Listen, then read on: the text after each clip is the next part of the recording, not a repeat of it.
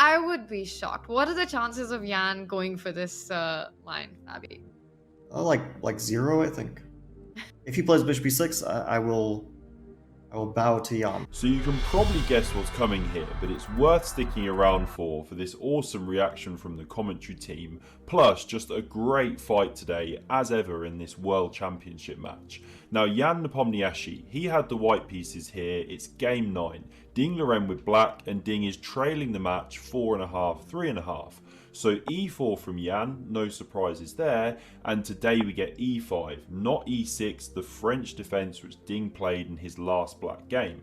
Now we see knight f3, knight c6, bishop b5, the Roy Lopez, no surprises, but this time there's no pawn a6, we see knight f6, the Berlin defence. So okay, what does Jan have in store for this? Well, rather than castling and going into all of the endgame stuff after knight takes on e4, he goes for this pawn d3 move, the kind of anti-Berlin systems Fabi was describing them as, because Fabi was in the commentary team, by the way, with Robert Hess and Tanya Sachdev.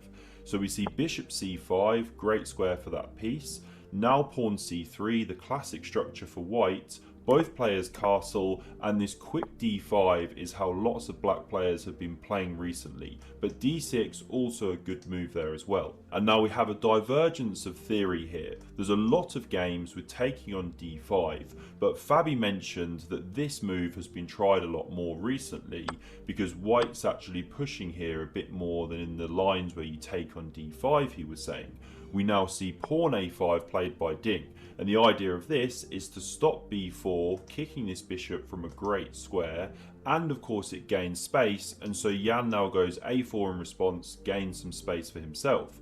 But by the way, the reason he didn't take this knight here and then capture the pawn on e5, which can be played, is that black gets a big initiative and has been shown to equalise in these positions. You know, this is what Fabi was saying, super GM of course. And you can even give a second pawn here, by the way, and get huge activity, the bishop coming here and everything like that. Ding well prepared. So instead we see a4, the queen now comes to e7, and the idea of this is to protect this pawn to then free up this knight to remaneuver, as we'll see. Queen c2 improves the queen, the knight comes back to b8, preparing pawn c6. We see rook e1, rook d8, and now both players inserting these h3, h6 moves, and this knight starts to remaneuver. Standard play by both players at this point. c6 kicks the bishop, it jumps back to c4, and now knight a6 from Ding is now leading to an interesting moment, because after knight g3 from Nepo, it looks like this knight is now going to remaneuver into c7 and then maybe e6, or support bishop e6, something like that. But instead we see the queen go to c7. Looks a bit strange at first glance, but this is the top move of the engine, and Fabi did wonder whether Nepo's next move was to try and get Ding out of his prep, because this bishop is already well placed on this square, keeping an eye here, looking here, and so after you drop it back here, it begs the question, well, have you really improved that piece? Not so much, but it's not a bad move. It's the third move of the engine. You know, it wanted rook d1 as a top move, so maybe Nepo trying to get Ding out of book here, and b5 now played. Good move, striking, gaining space, and white would never want to capture this one, because who are you really helping improve their position? Well, black. You've now opened that diagonal for the bishop to develop there and put pressure on your pawn. So coming back here, instead, queen e2 played. Pressures b5, but also looks to transfer into f3 once this knight moves, as we'll see. We now see rook b8, not the engine's favourite move, but okay, not a bad one. We'll stick with the game, supports this pawn.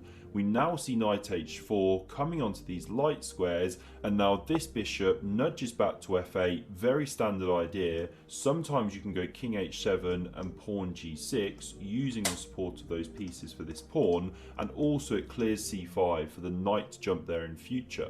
Now we see queen f3, threat on the board, to take this pawn, pawn recaptures, and then pick up this knight. But Ding does allow it and go for counterplay on the queen side, and it is the best way to play strategically. I was having a quick click around, you know, what if you protect that pawn with the king, and then the line goes, the knight jumps in here, and knight g8 is apparently the best move. And this is quite an ugly construction, you know, I can understand why Ding didn't want to go for this. So instead, he takes on a4, allows this move, but he's getting counterplay now with knight c5 and the rook crashing through here. Now he didn't take that pawn straight away, he instead improves the knight, basically because white doesn't have a good way to defend it. Say you did this one, for example, well then there's things like knight d3 coming, bishop e6 is good.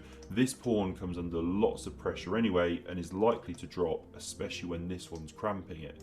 So coming back here, we see knight g6 played instead by Nepo. He doesn't try and defend this b pawn. He attacks this bishop using this pinned pawn, using the bishop back here.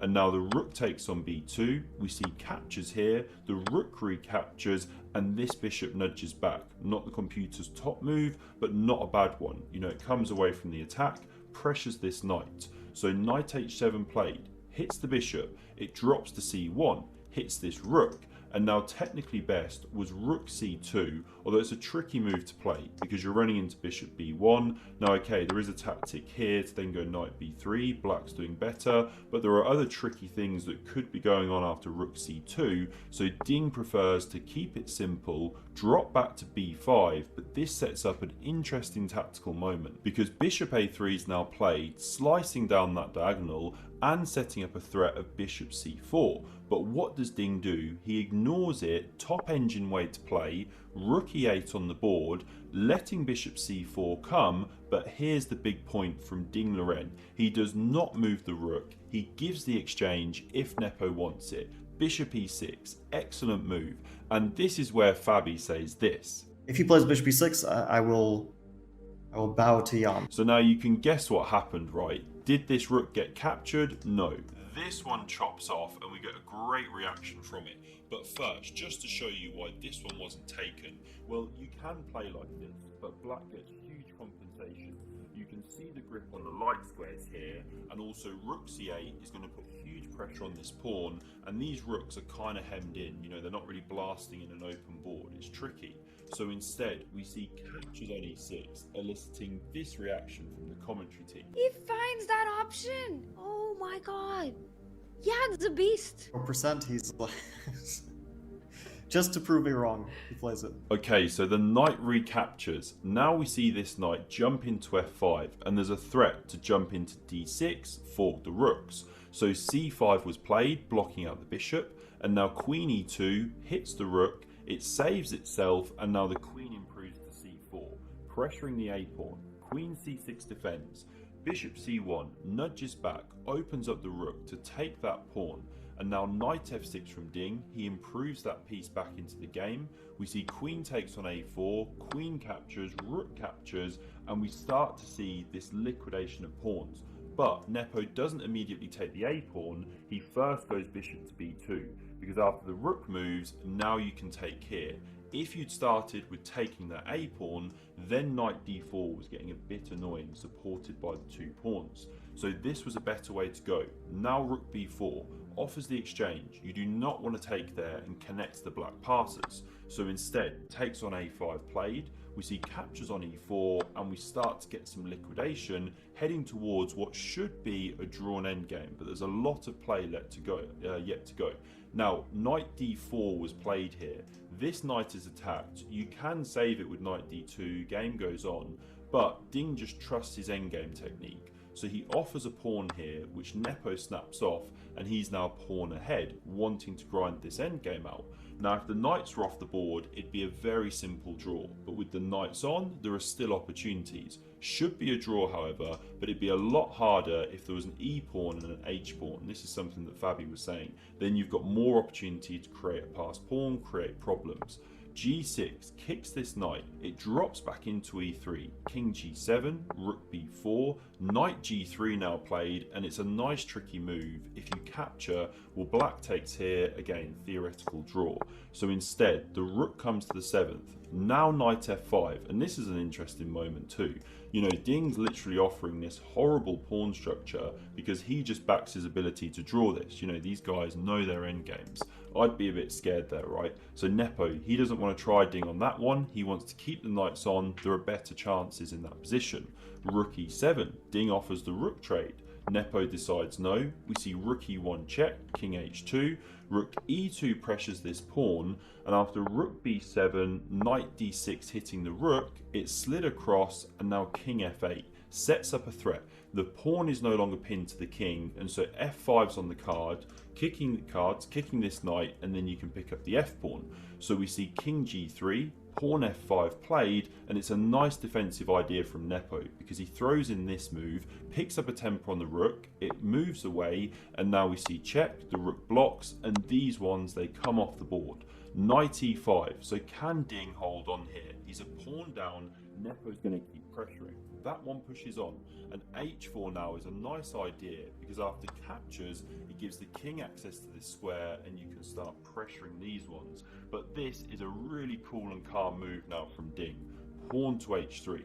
That pawn was going to be rounded up at some point anyway, so by chucking it like this, you ruin the white structure, and it was the top engine move. Great play.